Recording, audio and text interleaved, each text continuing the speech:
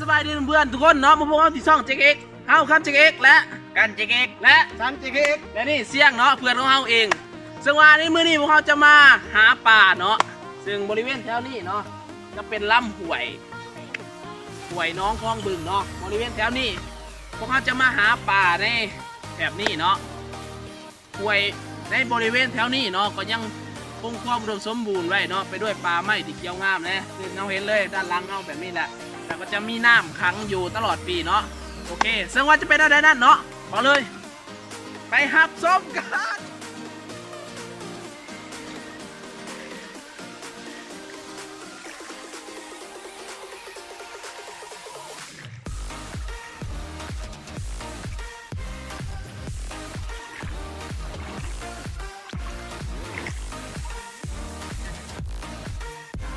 เพื่อนเนาะในตอนนี้พวกเขาก็มาถึงจุดบอนที่เขาจะ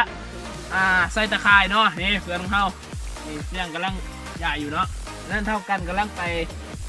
ปลูกตะข่ายไว้กับหญ้าหรือว่าพอต้นไม้แถวนั้นเนาะก็จะใส่บริเวณหนองแถวนี้พอใส่แล้วพวกเขาก็จะไล่ป่าเนาะนี่มันอยู่ใน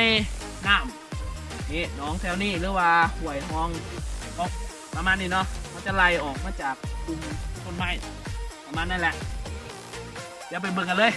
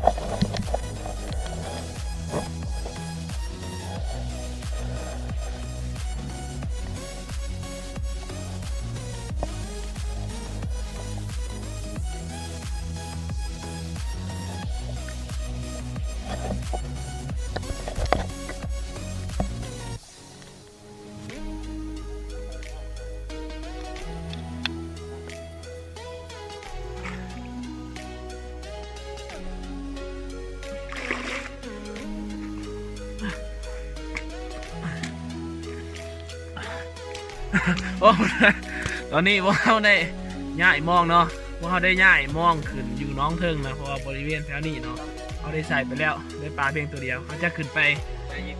ใส่อีกน้องเทิงโอเคไปกันเลย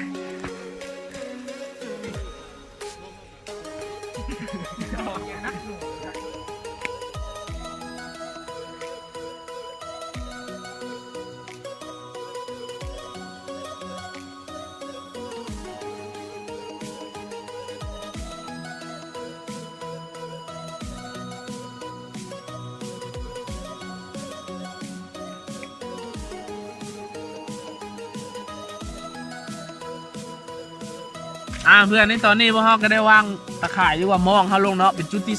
2บริเวณแถวนี้เนาะเพื่อบางคนน่ะคุ้นเนาะบริเวณแถวนี้เป็นบริเวณที่เข้ามาหาหอยกับกี้กันนะจะเป็นหวยแถวนี้แหละใครไม่ได้เบิ่งเนาะเราจะย้อนกลับไปเบิ่งเลยคลิปนั้นแสดงว่าว่ายังไงเด็ดเลยนะลองไปเบิ่งจีบหอยกับกี้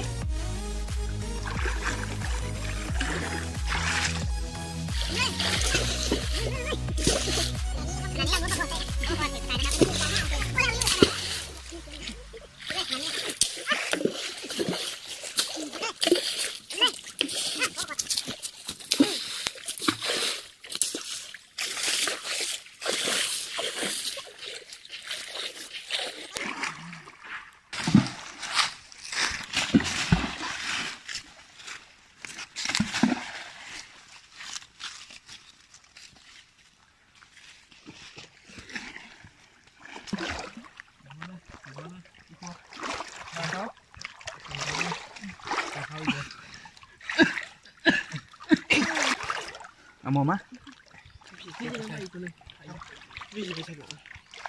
อีแลนเพื่อนได้อีแลนตัวหนึ่งนี่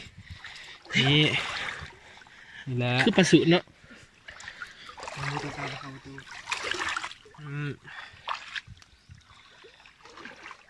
เขายิงชื่อไว้ขี้น้องใหญ่ปลาสุตัวเดียวเนี่ยเขาได้แล้วนี่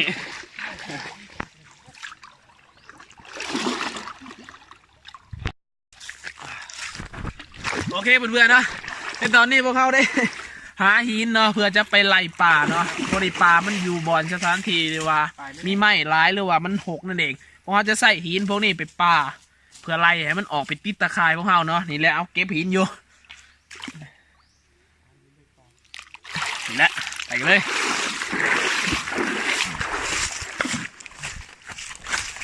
ของนี่ก็เก็บไปอะไรมันแล้วมันดึกกว่าเดียวเลย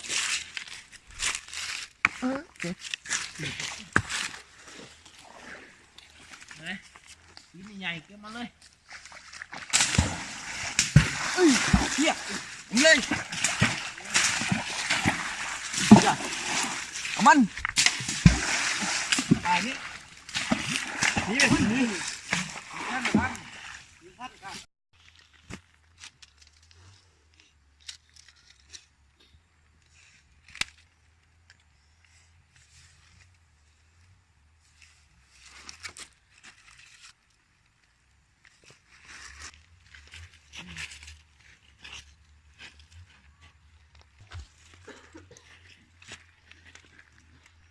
โอเคเพื่อนเนาะหลังจากที่เขาได้ดังไฟแล้วเนาะเราจะมาล่างปลานี่เด้นี่ปลาเขาได้นี่แล้วก็มีหอยน้ำนี่ที่เขาได้เมื่อกี้นี้เราจะนำปลานี่ไปอบกันโอเค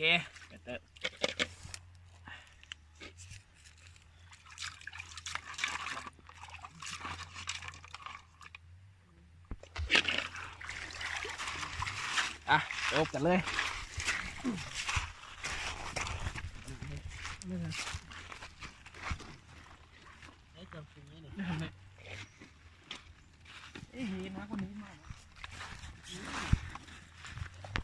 โอเคเพื่อนเนาะหลังจากนั้นหลังจากที่เขาเอาปลามาจากการลากแล้วเนาะเอามาใส่เครื่องปรุงเลยนี่เป็นหัวหอมเนาะนี่แหละหอมแดงส่วนว่าเขาไม่ได้ถือมีดหรือว่าถือผ้ายังมาเลยเนาะเราต้องใส่แบบนี้แหละโอเคนี่แหละนี่เป็นเครื่องปรุงที่เราจะใส่โอเคใส่ไปครึ่งนึงโอเคอ๋อ นิดนึงนิดนึง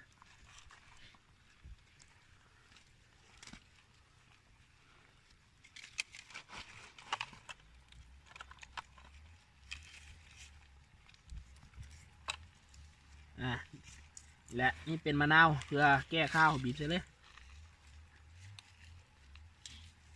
โอเคพอมีอย่างไรนะเกี่ยวอะไรเลยมีอย่างไรนะนี่เป็นพริกเนาะนี่เขาจะใส่พริกไปน้ำนี่นิดหนึ่งเนาะโอเค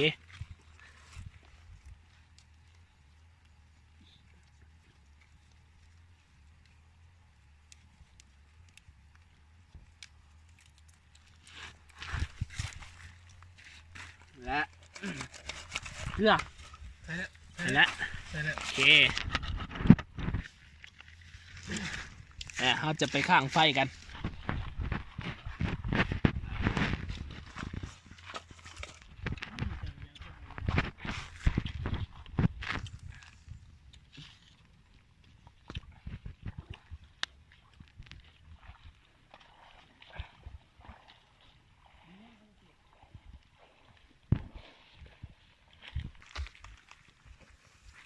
หลังจากที่ข้างไฟแล้วน้องเพื่อนครับจะใส่ใบตองนะใบย่างนี่แหละมาพกหนาไว้เพื่อบ่ให้ความร้อนมันระเหยขึ้นมาเนาะจะให้มันอบอยู่โตปลานี่แหละเอาใส่ไปแล้ว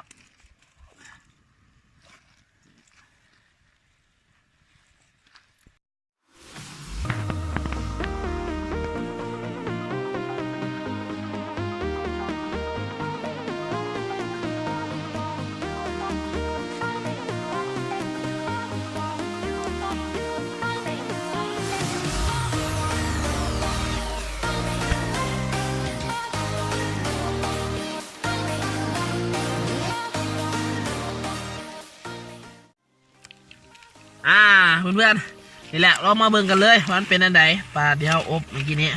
สุกแล้วหรือบ่โอ้หอมเลยนี่หน้าตาก็จะเป็นแบบนี้เนาะโอเคนี่แหละนี่โอเคขอปลดนี่ก่อนนี่แหละหน้าตาก็จะเป็นแบบนี้แหละโอเคเพื่อนๆเนาะนี่แหละนี่โอ้ปลาเลยซุกเทเลอร์เนาะเดี๋ยวจะมาซิมกันเมื่อวันมันเป็นอย่างไรเนาะโอเคนี่เลยนี่แหละเนื้อมันโอเคขอซิมก่อนนะนี่แหละนี่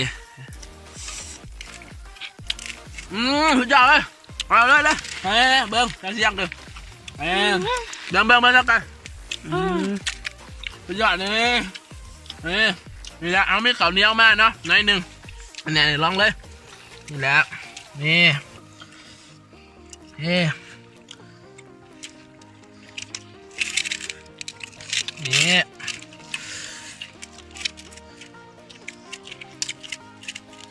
สุดยอดนี่แหละเบิ้งเดี๋ยวคนกินน้ำแซ่บเลยสุดยอดเลยหัวหอม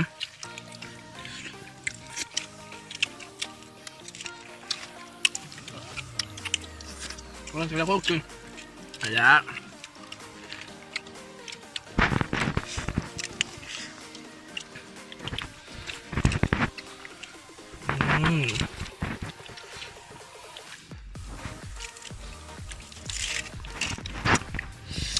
ไปแล้วกินยังแซ่บเลยนี่เบิ้งกินหัวมัน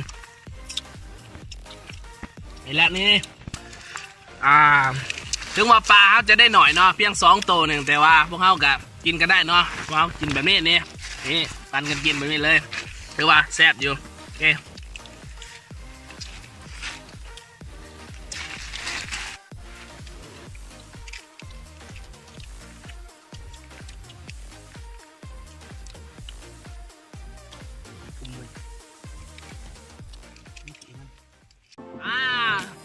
ตอนนี้เนาะพ่อก็ได้กิน